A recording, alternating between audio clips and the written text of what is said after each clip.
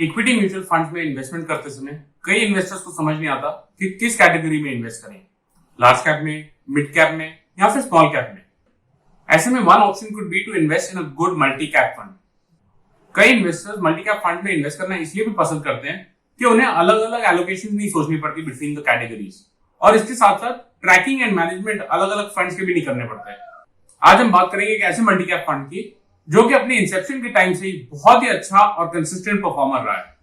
Today we are going to talk about the Parag Parekh long term equity fund. We will also tell you कि इस fund की ऐसी कौन सी स्ट्रेटजी है which makes them different from all of the other multi cap funds. But before we go any further, do not forget to subscribe to our channel for quick access to many more informative videos. मैं हूं गौरव सेठ और आप देख रहे हैं Z funds.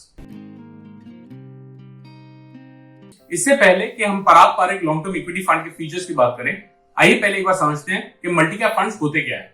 Multi cap fund भी equity mutual funds का एक सब कैटेगरी है, जैसे कि large cap funds, mid cap funds या फिर स्मॉल कैप फंड्स। क्योंकि ये एक इक्विटी फंड है, they have to invest at least 65% of their assets in domestic equities यानी शेयर्स। हाउएवर दूसरे कैटेगरीज की तरह इन पर कोई रिस्ट्रिक्शंस नहीं है कि इनको कोई सर्टेन परसेंटेज किसी एक पर्टिकुलर कैटेगरी में ही डालने हैं। फॉर एग्जांपल, आपको याद होगा कि जब हमने लार्ज कैप फंड्स की बात की थी तो हमने आपको बताया था कि these funds have to invest a maximum portion of their assets in the large cap stocks, यानी जो स्टॉक्स टॉप 100 में आते हैं in terms of their market capitalisation. Similarly, mid-cap funds का major portion should be invested in the 101st to 250th stock. On the other hand, multi-cap funds में जो fund manager है, वो actively decide कर सकते हैं कि कौन से कैटेगरी में कितना पैसा डालना है। This decision can be based on his understanding of the market, his analysis, and the market conditions. क्योंकि they are permitted to invest across multiple equity categories, this is called a multi-cap fund. चलिए अब बात करते हैं specifically पराग Parekh long term equity fund की। आपको ध्यान होगा कि हमने आपको बताया था that equity funds have to invest at least 65% of their assets in domestic equities, यानी जो इंडियन इक्विटीज है। तो बाकी 35% का क्या कर सकते हैं फंड्स? वेल, नॉर्मली देखा गया है कि एवरेज में 85% to 95% of the funds are invested in domestic equities, और जो बैलेंस अमाउंट है फंड में that is kept in cash और cash equivalents. This is to meet the redemptions और expenses. But in the case of Parag Parekh long term equity fund, ये देखा गया कि after investing 65% in domestic equities, this fund also invests in some foreign equities. Some of the top overseas investments of this fund are as on your screen now.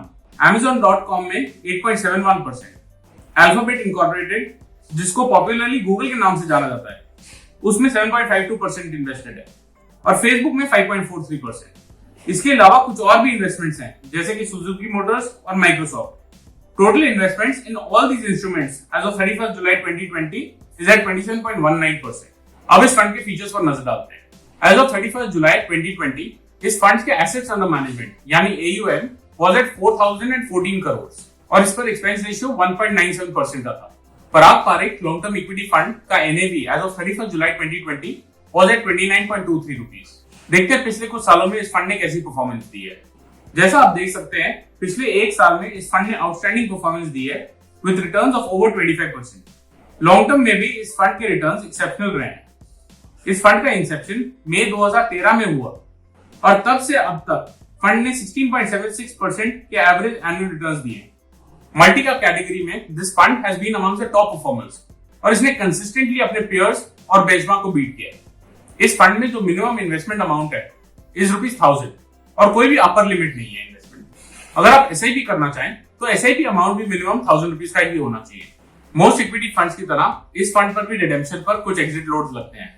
अगर आप units एक साल के अंदर अंदर बेचते हैं तो जो एग्जिट लोड है वो 2% का है। अगर आप यूनिट्स को 1 साल से 2 साल के बाद बेचते हैं तो उसमें एग्जिट लोड 1% है। अगर आप परचेज के बाद यूनिट्स को 2 साल तक होल्ड करके रखते हैं तो कोई भी एग्जिट लोड नहीं है।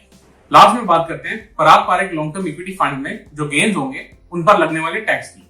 क्योंकि ये फंड प्रिडोमिनेटली डोमेस्टिक इक्विटीज में इन्वेस्ट करता है, जो इस पर एप्लीकेबल टैक्स रेट्स हैं they are the same as what is applicable on equities. अगर आप यूनिट्स को परचेज के 1 साल के अंदर अंदर बेचते हैं तो जो गेन्स है उन पर short term capital gains tax लगेगा, यानी 15% का। और अगर आप यूनिट्स को 1 साल से ज्यादा तक होल्ड करके रखते हैं तो जो गेन्स है उन पर long term capital gains tax लगेगा, यानी 10% का। बट ध्यान रहे कि long term capital gains tax तभी लगेगा अगर आपका total gains in one financial year is more than ₹1 lakh. Before we conclude, देखते हैं कि ये फंड की सूटेबिलिटी किस तरह के इन्वेस्टर्स के लिए है। क्योंकि ये फंड अपना पैसा इक्विटीज में लगाता है तो इसमें रिस्क फैक्टर तो हाई है। हाउएवर, क्योंकि एक मल्टी कैप फंड अपना पैसा अक्रॉस इक्विटी कैटेगरीज लगाता है, तो डाइवर्सिफिकेशन मिल जाती है। उसके साथ साथ स्पेसिफिकली टू दिस फंड, क्योंकि इनका पैसा 20% से ज्यादा फॉरेन इक्विटीज में है, एक ग्लोबल डाइवर्सिफिकेशन और एक डॉलर हेज भी मिल जाता है। ये फंड उन इन्वेस्टर्स के लिए सूटेबल है जो कि लॉन्ग टर्म के लिए इन्वेस्ट करना चाहते हैं। एक नेगेटिव इस फंड का है कि इसके एग्जिट लोड्स काफी हाई हैं इंडस्ट्री एवरेज के हिसाब से। However, we believe the fund has done this only to discourage investors from exiting early, क्योंकि इक्विटीज में इन्वेस्टमेंट्स हमेशा लॉन्ग टर्म के लिए ही होने चाहिए। हमारी रिकमेंडेशन है कि इस फंड में या किसी भी फाइनेंशियल प्रोडक्ट में इन्वेस्ट करने से पहले अपने फाइनेंशियल एडवाइजर या डिस्ट्रीब्यूटर से उस फंड या प्रोडक्ट की सुटेबिलिटी फॉर योर पोर्टफोलियो जरूर समझ लें। I hope you found this video informative. For updates about many more such informative videos, please do subscribe to our channel. If you have any comments or questions, please feel free to post them in the comment section below or on our website zfunds.in. Thank you for watching ZFunds.